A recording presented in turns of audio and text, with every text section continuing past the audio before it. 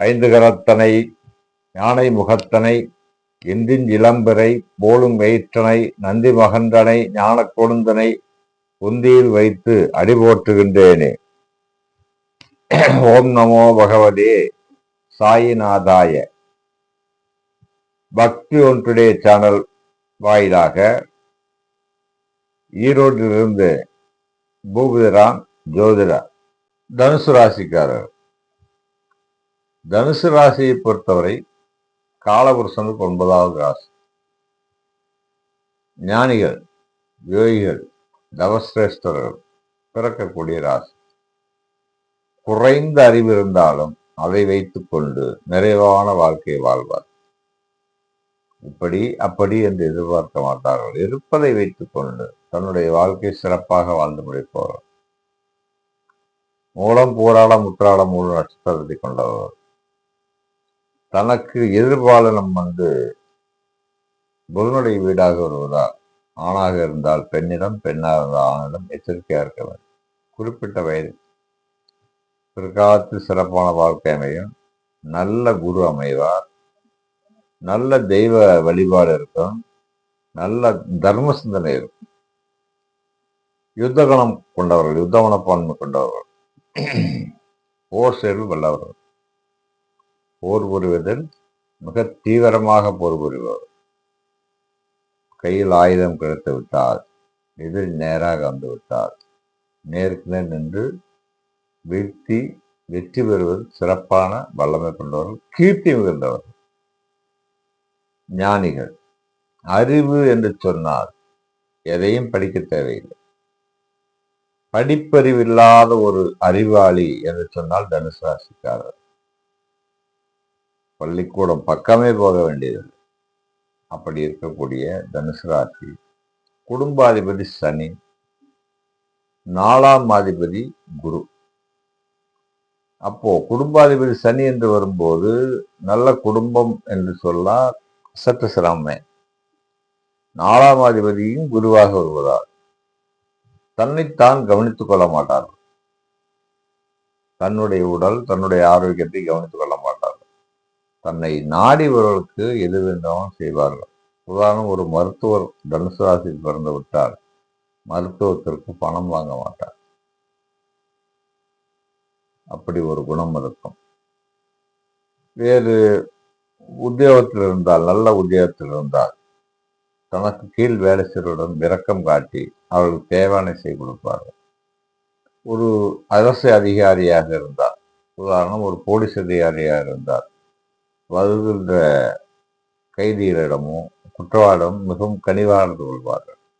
ஒரு நீதிபதியாக இருந்தால் மிகவும் கருணை காட்டி அவரை தப்பிற்கு என்ன செய்ய முடியுமோ அதை செய்வார். ஒரு மருத்துவராக இருந்தால் அப்படி, நீதிபதியாக இருந்தால் இப்படி நல்ல குணாசியம் குணபேதம் கொண்டவர்கள். வயது வித்தியாசம் எல்லாம் எல்லோரையும் வாருங்கள், இருங்கள், அமருங்கள் என்று உபசரிப்போம். யாரையும் பாப்போ என்று அதிகமாக அதிகாரம் செலுத்தி பேச மாட்டார்கள். அதிகாரம் என்று வந்துவிட்டால் வேறு விதமாக நடந்து கொள்வார்கள். அந்த மாதிரி ஒரு சிக்கலான சூழ்நிலையில் இருந்தால் மட்டுமே அப்படி ஒரு இது இருக்கும். மற்றபடி நல்லா குணப்படுது, நல்ல மனப்படுது, தர்மந்தவர்கள், தெய்வ அனுகிரகம் பெற்றவர்கள். இயல்பாகவே தெய்வம் அவர்களுக்கு அனுகிரகம். ஏனென்றால் 9ஆம் ஆதி காலபுருஷனுக்கு 9வது தத்துவம் தனுசு, அக்னி ராசி என்று சொல்லக்கூடியது. இந்த அக்னி ஹோமாக்னி. உதாரணம், கோபுரங்கள், பள்ளிவாசலாகட்டும், கிறித்துவ சிலுவை கோபுரமாகட்டும், இந்துக்களுடைய கலச கோபுரமாகட்டும், இந்த 3 கோபுரங்களும் தனுசுவை சார்ந்தது. உதாரணம், மலைகள், சிவன்மலை, முருடைய பழனிமலை, திருவண்ணாமலை மலை, இதை போன்ற மலைகள் தனுசனுடைய ஆதிக்கத்திற்கு கீழ் வரும். சிவபெருமானுடைய அதிகபட்ச அன்பை பெற்றவர்கள், தட்சிணாமூர்த்தியுடைய அதிகபட்ச அன்பை பெற்றவர்கள், உதார புருஷலாக விளங்குவார். ஞானிகளுடைய அனுசரணையும் ஆசீர்வாதத்தையும் பெற்றவர்கள். இவர்கள் இப்படி குடும்ப வாழ்க்கை சற்று சரியில்லாமல் இருக்கும். மற்றபடி மிகவும் நல்ல ராசிக்காரர்கள். தொழில் என்று பார்த்தால் 10ஆம் ஆதி புதனாக இருப்பதால் உபதேச தொழில். உதாரணம் ஆசிரியர்கள், மத போதகர், மிகப்பெரிய மத போதகர், போப், இப்படி மிகப்பெரிய மத போதகர், ஜோதிடர்கள், ஆன்மீகவாதிகள், சொற்பொழிவாளர்கள் எல்லாம் தனுசு ராசியில் பிறந்திருப்பார்கள், தனுசு லக்னத்தில் பிறந்திருப்பார்கள். நல்ல உயரமும் நல்ல அகலமான நெற்றியும் கூர்மையான பார்வையும் கொண்டவர்கள், தெளிவான அறிவும் தெளிவான சிந்தனையும் கொண்டவர்கள். அவ்வளவு சீக்கிரம் இவர்களை யாரும் கீழே சாய்த்து விட முடியாது. அப்படி ஒரு மனப்பான்மை கொண்டவர்கள், அப்படி ஒரு தைரியம் கொண்டவர்கள். நல்ல வாழ்க்கை. தெய்வ வழிபாடு என்று பார்த்தால் இயல்பாகவே இவர்களுக்கு தெய்வம் அனுகிரகம் இருப்பதால் தெய்வ வழிபாடு அதிகமாக செய்து கொள்ள வேண்டிய அவசியம் இருக்காது. ஆனாலும் ஞானிகள், யோகிகள், முருகன் வழிபாடு, சிவபெருமான் வழிபாடு மிகச் சிறப்பான யோகத்தை தரும். ஜோதிட ஆலோசனை தேவைப்படுபவர்கள் கீழ்கண்ட எண்ணுக்கு வாட்ஸ்அப் செய்யவும். வாட்ஸ்அப் மூலமாக ஜோதிட ஆலோசனை உண்டு, அதுக்குரிய கட்டணம் உண்டு.